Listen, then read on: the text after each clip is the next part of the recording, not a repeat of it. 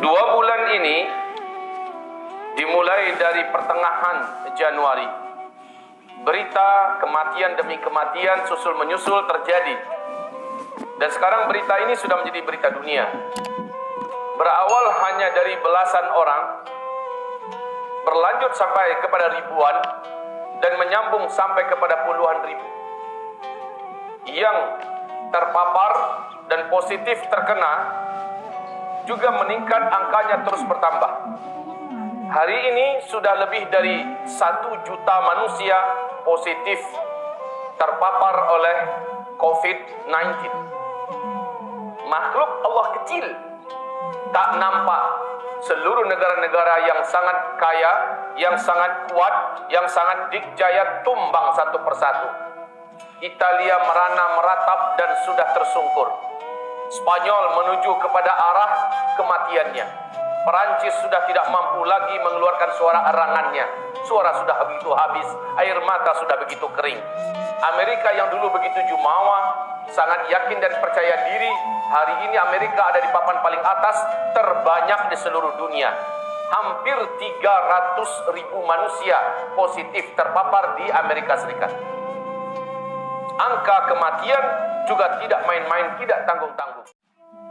Kalaulah umpamanya pemerintahan Republik Rakyat Tiongkok yang dipimpin oleh Partai Komunis Tiongkok mau transparan dengan angka kematian mereka, mungkin hari ini sudah melebihi ratusan ribu yang mati hanya dalam waktu yang sebentar saja. Maka apa yang mau kita katakan? Demi Allah, saya hamba Allah Zulkifli Muhammad Ali berani dan ikut mengatakan COVID-19 adalah tentara di antara tentara-tentara Allah. Lalu mungkin kita bertanya, bukankah ini buatan manusia? Kenapa ini dinisbatkan kepada tentara Allah Subhanahu wa ta'ala? Jawabannya adalah, apakah ada sesuatu yang bergerak di bumi ini tanpa izin Allah? Apakah ada sesuatu di bumi ini yang berlaku berjalan tanpa seizin Allah? Segala sesuatunya adalah dalam aturan, skenario dan rancangan Allah Subhanahu wa ta'ala. Tuktabu kulla syai' 50 sana qabla khalqiha. Segala sesuatu 50.000 tahun sebelum diciptakan sudah tertulis apa yang akan terjadi. Allah telah tetapkan bahwa COVID-19 ini akan nanti ada. Sekarang seluruh negara-negara kuat telah mencurahkan seluruh potensi ekonominya secara habis-habisan dan belum mampu dan belum ada jaminan mereka akan mampu mengatasi ini. Maka akan serentak satu dunia mengalami kemelaratan, kehancuran ekonomi, kelaparan. Sudah mulai kelaparan merata di beberapa titik. Tidak ada lagi makanan, kampung-kampung mulai merana. Dan ini baru permulaan. Bagaimana nanti ke depan? Apalagi ada karantina wilayah, ada penghentian aktivitas, pemblokiran daerah-daerah, kampung-kampung. Tak mampu dibayangkan ke depan betapa beratnya kehidupan ini.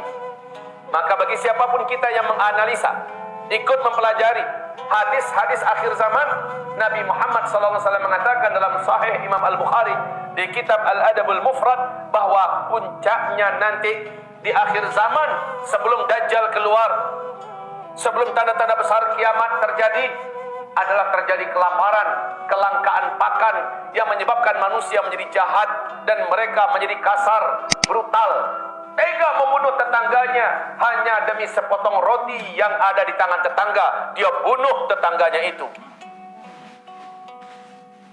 Sepertinya suasana ini sudah mulai mendekat, atau kita didekatkan oleh Allah dengan suasana tersebut.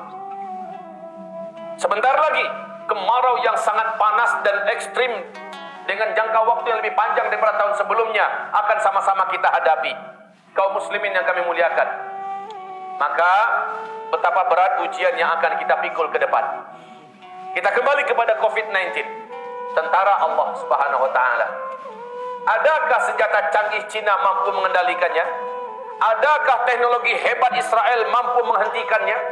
Adakah negara terkuat nomor 1 di dunia yang paling dikjaya, Amerika Serikat, mampu memeranginya? Padahal apa yang mereka tidak punya? Apa yang mereka tidak punya? Ekonomi di tangan mereka, media mereka kuasai di seluruh dunia, tentara mereka yang terbaik katanya. Apa yang mereka tidak punya? Tetapi hari ini bahkan ribuan tentaranya positif COVID-19 dan mereka tidak mampu untuk mengatasinya. Ini adalah tentara Allah Azza wa Jalla. Ibarat Allah yang kami muliakan. Tapi bagi kita orang beriman, kita tidak layak dan tidak pantas tegang, cemas, khawatir, takut. Paling banter kita meninggal dunia, status kita insyaAllah syahid. Apanya ditakutkan? Kita berpindah dari kehidupan yang melelahkan ini kepada kehidupan yang tidak ada lagi kelelahan, tidak ada lagi kelaparan, tidak ada lagi penyakit, tidak ada lagi ketegangan, tidak ada lagi yang pantas ditakuti, menuju kebahagiaan, menuju surga Allah Azza wa Jalla. Maka tidak ada yang ditakutkan. Allah mengharamkan kepada kita jangan takut. Fala takhafuhum, kamu enggak boleh takut dengan mereka. Apabila kita menderita, orang kafir juga menderita. In kuntum ta'lamuna fa innahum ya'lamuna kama ta'lamun wa tarjuna minallah ma la yarjun. Kalau kamu tersiksa, kamu menderita, mereka yang kafir-kafir juga merasakan yang sama. Bedanya, mereka mati menuju neraka jahanam untuk diazab abadi selama-lamanya. Kalau kita mati, dosa-dosa kita diampunkan, kita syahid, dan kita menuju surga Allah yang kita rindu-rindukan. Maka tidak pantas orang beriman takut. Kalau kita orang beriman, saudara-saudaraku, hamba-hamba Allah yang kami muliakan, jika ada iman di dalam dada kita, wa ibadur rahman alladzina yamshuna 'alal ardi hauna, ringan, santai hidupnya di dunia ini. Tidak ada ketegangan dan ketakutan, tidak ada yang dicemaskan. Datang-datanglah. Yang penting saya harus antisipasi, yang penting saya harus jaga-jaga. Ibarat Allah, tidak pantas orang beriman merasa khawatir dan takut dalam hidup ini, karena tidak ada yang perlu ditakuti kecuali hanyalah Allah. Karena Allah lah penggenggam dunia dan akhirat. Allah lah pemilik neraka dan surga. Allah lah yang menentukan siapa yang layak untuk disurgakan yang nanti dan siapa yang pantas dimasukkan ke neraka. Kenapa ada orang-orang beriman kecemasan dan ketakutan dengan COVID-19? Padahal dia adalah satu di antara tentara-tentara Allah, dan tentara Allah tidak akan memakan tentara Allah yang lain. Kalau kita merasa mendaftar atau terdaftar sebagai tentara Allah, tenanglah. Dia akan menjadi mitra kita, dia akan menjadi sahabat kita, dia tidak akan menyakiti kita walaupun dia ada di sekitar kita. Tapi syaratnya kita benar-benar, bukankah Allah yang berjanji, bukankah Rasulullah telah menyampaikan janji ini? Ihfazillah yahfazkallah. Kau jaga Allah, Allah akan menjagamu. Jaga syariat Allah, jaga perintah-perintah Allah, laksanakan. Jaga larang-larang Allah, tinggalkan. Allah yang jaga. Kemarin ini saudara kita yang kita cintai terpapar oleh virus. Padahal mereka adalah orang saleh, ahli zikir, bertakwa, tapi mereka terkena virus. Jawabannya, bukankah mereka ahli zikir? Bukankah mereka orang saleh yang bertakwa? Lalu kenapa mereka kena? Karena ada satu maksiat yang mungkin sudah terlaksanakan oleh mereka, dan maksiat itu tidak mereka sadari atau belum sampai ilmunya kepada mereka. Allah tegur mereka. Apa maksiatnya? Rasulullah larang agar jangan berkumpul-kumpul ketika sedang dalam keadaan wabah yang menyebar. Itu perintah Rasulullah SAW.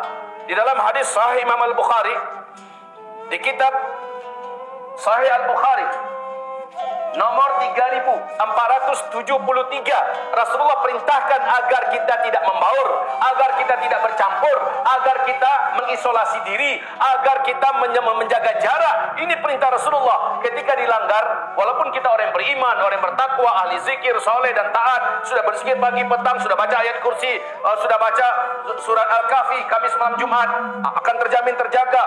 Kita betul-betul jauhkan dari diri dari dosa dan maksiat. Iya, bagus, tapi ada satu maksiat yang sudah dikerjakan tanpa disadari. Maksiatnya adalah berkumpul ketika Rasul melarangnya berkumpul.